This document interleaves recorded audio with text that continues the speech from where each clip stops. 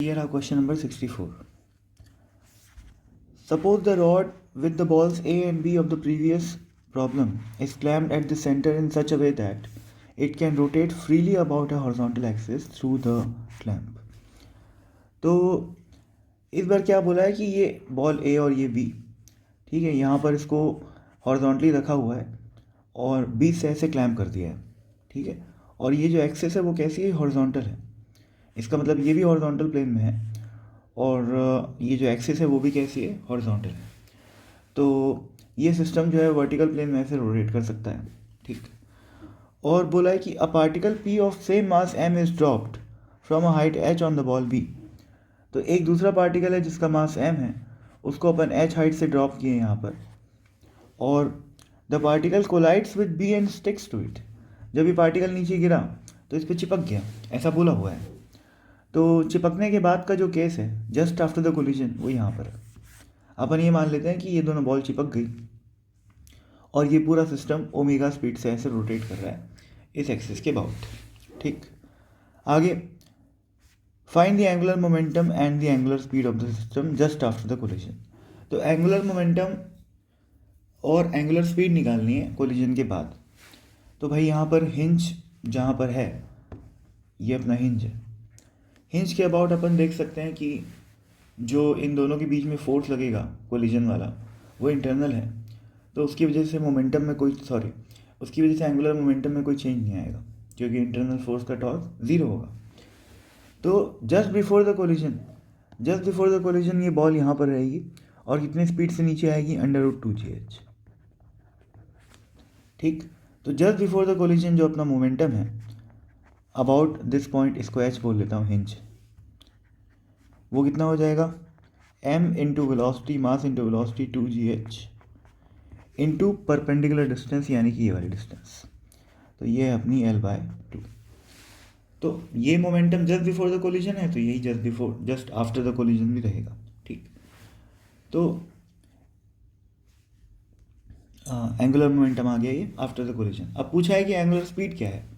तो सोचो भाई, बाद में अपन ये अज्यूम किए हैं कि ये सिस्टम पूरा का पूरा ओमेगा स्पीड से घूम रहा है। तो अब मैं यहाँ पर momentum conservation, angular momentum conservation लगा सकता हूँ। तो L initial is equal to L final. L initial अभी अपन लोग देखे m into √2gh into l/2, और एल फाइनल क्या होएगा, ये एफ है ना, एल फाइनल क्या हो जाएगा। सोचो, ये दोनों बॉल का मास 2m और ये बॉल का मास m, और तीनों बॉल l/2 डिस्टेंस पे रखी हुई है। तो मोमेंट ऑफ इनर्शिया क्या हो गया, 3m इंटू l/2 का स्क्वायर। ये तो हो गया moment of inertia of the balls of the system into omega, ठीक। तो अब इसको सॉल्व कर लो भाई, ये m से m कट गया और यहाँ पर l²/4 बन जाएगा, ये बन जाएगा l²/4। ये 2 और ये 2 और इस l² का एक l, और यहाँ पर ये l गया। तो ओमेगा की वैल्यू आ रही है 2 into √2gh divided by 3l। अब ये 2 को अंदर ले जाओगे तो √8gl बन जाएगा। तो दिस इज द आंसर। आगे What should be the minimum value of s so that the system makes a full rotation after the collision? तो बोला है कि फुल रोटेशन होना है।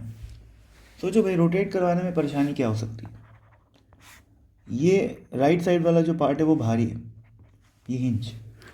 तो जब ये कोलिजन, मतलब जब इन लोग चलना स्टार्ट किए ओमेगा स्पीड से, तो ये तो यहाँ चली जाएगा, कोई बड़ी बात नहीं, ऑटोमेटिक चले जाएगा, क्योंकि ये भारी है नीचे आएगा, ये कम भारी है ये ऊपर जाएगा। तो ओवरऑल सिस्टम की पोटेंशियल एनर्जी घटेगी। तो यहाँ से यहाँ तक तो जाना ही है, कोई रोक ही नहीं सकता, ठीक। लेकिन सिस्टम रोटेट कब होएगा, जब ये पूरा घूम के ऐसे आ जाए, ठीक है। और अगर ये पूरा घूम के ऐसे बिल्कुल यहाँ पर ज़ीरो वेलोसिटी के साथ भी आ गया तो भी अपना काम चल जाएगा, ठीक। तो अपन यही मान लेते हैं कि रोटेट करने के बाद यहाँ से वो ओमेगा स्पीड से रोटेट करना स्टार्ट किया, और रोटेट करने के बाद ये फाइनली 2 बॉल ऊपर और ये 1 बॉल नीचे, ये hinge,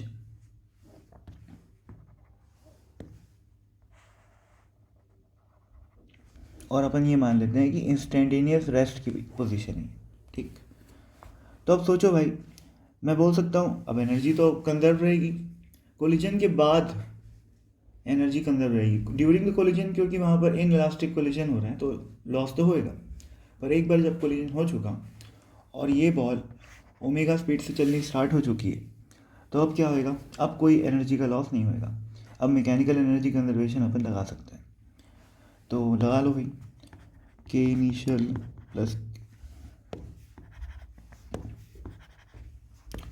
plus U initial is equal to K final plus U final. अब के इनिशियल क्या हो जाएगा, मोमेंट ऑफ इनर्शिया कितना है, 3m/L/2 स्क्वायर, ये मोमेंट ऑफ इनर्शिया है।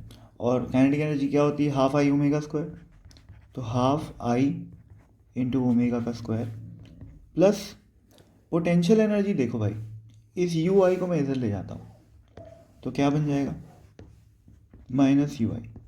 ये वाला जो टर्म है वो क्या है, चेंज इन पोटेंशियल एनर्जी। अब चेंज इन पोटेंशियल एनर्जी देख लो, सोचो इसमें से एक बॉल और यहाँ पर एक बॉल, इनका सेंटर ऑफ मास यहाँ पर है, तो इन दोनों की पोटेंशियल एनर्जी को मैं ज़ीरो मान लेता हूँ, इस पॉइंट को मैं ज़ीरो पोटेंशियल एनर्जी का रेफरेंस पॉइंट मान लेता हूँ, ठीक। और यहाँ पर भी इन दोनों बॉल का पोटेंशियल एनर्जी क्या है, ज़ीरो है, क्योंकि इन दोनों का भी सेंटर ऑफ मास कहाँ पर है, यहाँ पर। तो केवल एक बॉल के सेंटर ऑफ मास का फ़र्क पड़ गया, ये बॉल जो है वो इतना ऊपर चले गई है, कितना, इतना, यानी कि L/2। तो ओवरऑल जो इंक्रीज आया है पोटेंशियल एनर्जी का वो केवल कितना आया है, mg/L/2। तो के आई इज इक्वल टू, ये प्लस को मिटा दो, हाँ, के एफ तो क्या है, ज़ीरो है, और चेंज इन पोटेंशियल एनर्जी क्या हो गया अपना, mg/L/2। तो बस इसको जब हम सॉल्व करेंगे तो हाँ, यहाँ पर ओमेगा की वैल्यू भी पुट करनी पड़ेगी ना। ओमेगा की वैल्यू कौन सी, ये वाली, ठीक है। ओमेगा की वैल्यू पुट करोगे और एच की वैल्यू कैलकुलेट करोगे तो एच की वैल्यू आ जाएगी 3L/2, which is the answer.